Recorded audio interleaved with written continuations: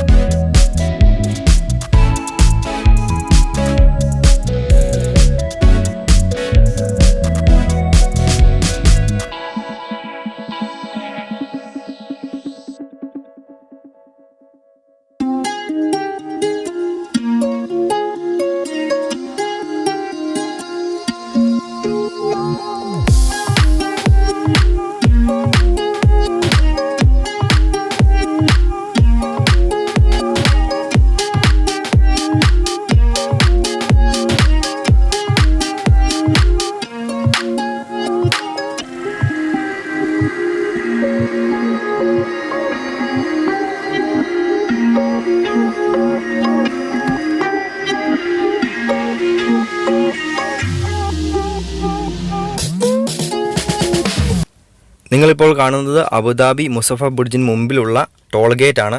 നമ്മുടെ ഇതിലൂടെ കാറിൽ പോവുകയാണെങ്കിൽ നമ്മുടെ കാറ് ഡാർബ് എന്ന ആപ്ലിക്കേഷനിൽ രജിസ്റ്റർ ചെയ്ത് റീചാർജ് ചെയ്യണം. ഇതിന് പ്രത്യേക ടൈമിംഗ് ഉണ്ട്. 7 to 9 മോർണിംഗിൽ ഇതിലൂടെ പോവുകയാണെങ്കിൽ ചാർജ് ഈടാക്കും. അപ്പോൾ നിങ്ങൾ അതിൽ രജിസ്റ്റർ ചെയ്തിട്ടില്ലെങ്കിൽ എത്രയും പെട്ടെന്ന് രജിസ്റ്റർ ചെയ്യാൻ ശ്രമിക്കുക. ഇപ്പോൾ തന്നെ നമ്മൾ മുസഫ ബ്രിഡ്ജിലേക്ക് കയറുന്നതായിരിക്കും. ഇപ്പോൾ നിങ്ങൾക്ക് വലതുവശത്ത് റൈറ്റ് സൈഡിൽ കാണുന്നതാണ് ഗ്രാൻഡ് മോസ്ക്. അതുപോലെ തന്നെ വലത് സൈഡിൽ സൂക്ഷിച്ച് നോക്കിയാണെങ്കിൽ നിങ്ങൾക്ക് മക്ത ബ്രിഡ്ജും കാണാൻ സാധിക്കും. ഇതാണ് നമ്മുടെ മുസഫ ബ്രിഡ്ജ്. നല്ല നീളമുള്ള ഒരു ബ്രിഡ്ജാണിത്. നമ്മുടെ കാർ അല്പം വേഗത്തിലാണ്. അതുപോലെ തന്നെ റൈറ്റ് സൈഡിൽ സൂക്ഷിച്ച് നോക്കിയാണെങ്കിൽ ഗ്രാൻഡ് മോസ്ക് കാണാൻ സാധിക്കും. ഗ്രാൻഡ് മോസ്കിനെ പറ്റി മറ്റൊരു വീഡിയോ നമ്മൾ ഇടുന്നതായിരുന്നു. ധാരാളം ആളുകൾ ഗ്രാൻഡ് മോസ്കിനെ പറ്റി വീഡിയോ ഇട്ടിട്ടുണ്ട്, അതുകൊണ്ടാണ് നമ്മൾ ഇടാത്തത്. നമ്മളിന്ന് അബുദാബിക്ക് പോയ വഴിക്കാണ് ഇതിന് ഇങ്ങനൊരു ബിൽഡിങ്ങിനെ പറ്റി കാണാൻ സാധിച്ചതും അപ്പോൾ അതിനെപ്പറ്റി ഒരു വീഡിയോ ഇടാമെന്ന് വിചാരിച്ചതും. ഒത്തിരി ആളുകൾ നമ്മളോട് റിക്വസ്റ്റ് ചെയ്യാറുണ്ട്, നിങ്ങൾ അലൈനെ പറ്റിയും അബുദാബിയെ പറ്റിയൊക്കെ വീഡിയോ ഇടാവോ എന്ന്. അപ്പോൾ അവർക്ക് വേണ്ടിയാണ്. അബുദാബിയിലുള്ള ആളുകൾ ഈ ബിൽഡിംഗ് ധാരാളമായിട്ട് കണ്ടിട്ടുണ്ട്, അതിനെപ്പറ്റി അതിനെക്കുറിച്ച് കേട്ടിട്ടുണ്ട്. അപ്പോൾ കേട്ടിട്ടില്ലാത്ത ആളുകൾക്ക് വേണ്ടിയാണ് ഈ അബുദാബിയിലെ ഐക്കോണിക് ബിൽഡിംഗ് ആയിട്ടുള്ള അഡ്നിക്ക് അബുദാബി നാഷണൽ എക്സിബിഷൻ സെൻറ്ററിനെ പറ്റി നമ്മൾ ഈ വീഡിയോ ഇടുന്നത്. അപ്പോൾ ഇതിനെപ്പറ്റി കൂടുതലായിട്ട് പറയുകയാണെങ്കിൽ ഇത് അലൈനിൽ നിന്ന് വരുമ്പോൾ മുസഫ ബ്രിഡ്ജിന് കഴിഞ്ഞ ശേഷം സൈഡ് സ്പോർട്സ് സിറ്റിക്ക് ശേഷമാണ്, വലത് സൈഡിലാണ് ഇത് സ്ഥിതി ചെയ്യുക. നമ്മളിപ്പോൾ ദൂരെ നോക്കിയാൽ തന്നെ കാണാൻ സാധിക്കും, ഇതിൻ്റെ ഒരു ബ്ലൂ കളർ അകലെ കാണാൻ സാധിക്കും ഈ ബിൽഡിങ്ങിന്. ഇത് ഒത്തിരി ഉയരം കൂടിയൊരു ബിൽഡിങ്ങാണ്. അതുമാത്രമല്ല ഇതിന് മുകളിൽ ഹെലിപ്പാഡും മറ്റ് സൗകര്യങ്ങളെല്ലാം ഉണ്ട്. ഈ ബിൽഡിങ്ങിനെ പറ്റി കൂടുതലായിട്ട് പറയുകയാണെങ്കിൽ മിഡിൽ ഈസ്റ്റിലെ ലാർജസ്റ്റ് എക്സിബിഷൻ സെൻ്ററാണ് ഇത്. ഇതിന് 73,000 സ്ക്വയർ മീറ്റർ ഫ്ലോർ സ്പേസ് ഉണ്ട്. അതുപോലെ ഇൻഡോർ എക്സിബിഷൻ സെൻറ്ററിൽ തന്നെ 12 എക്സിബിഷൻ ഹാളുകളും 2 ലാർജ് കോൺഫറൻസ് റൂമുകളും 20 സ്മോൾ മീറ്റിംഗ് റൂമുകളും ഉണ്ട്. കൂടാതെ 8,000 സ്ക്വയർ മീറ്റർ ഉള്ള ഇൻ്റർനാഷണൽ എക്സിബിഷൻ സെൻറ്ററും ഇതിനുണ്ട്. ഇത് UAE ലാർജസ്റ്റ് ഇൻഡോർ എക്സിബിഷൻ സെൻറ്ററും കൂടിയാണ്. നിങ്ങൾക്ക് കാണാൻ സാധിക്കും, നമ്മൾ ഒരു 2-3 കിലോമീറ്റർ ബാക്കിലാണ്. ഇപ്പം തന്നെ നമുക്ക് കാണാൻ സാധിക്കും മുൻപിലായിട്ട് ഈ ബിൽഡിങ് ചെരിഞ്ഞ് നിൽക്കുന്നത്. ഇതിൻ്റെ ഈ കൺസ്ട്രക്ഷൻ കൊണ്ട് വളരെ വെറൈറ്റി ആയിട്ട് മാറിയിരിക്കുന്ന ഒരു ബിൽഡിങ്ങാണിത്. അതുപോലെ തന്നെ ഫെസിലിറ്റി കൊണ്ടും ഇൻഡോറും എക്സ്റ്റീരിയർ കൊണ്ടും ഇതിന് ഒത്തിരിയധികം പ്രത്യേകതകളുണ്ട്. ഇപ്പോൾ നിങ്ങൾ കാണുന്നത് സെയ്ദ് സ്പോർട്സ് സിറ്റിയാണ്. ഇതിന് ശേഷമാണ് നമ്മുടെ ഇത് വരിക. ഇതിനുള്ളിൽ തന്നെ ഹോട്ടലുകളും റെസ്റ്റോറൻറ്റുകളും കഫേയും മറ്റെല്ലാ ഫെസിലിറ്റീസും ഉണ്ട്. നമുക്കപ്പോൾ അതിൻ്റെ ബിൽഡിങ്ങിൻ്റെ എക്സ്റ്റീരിയർ ആയിട്ടുള്ള കാഴ്ച നമുക്കൊന്ന് കണ്ട് ആസ്വദിക്കാം.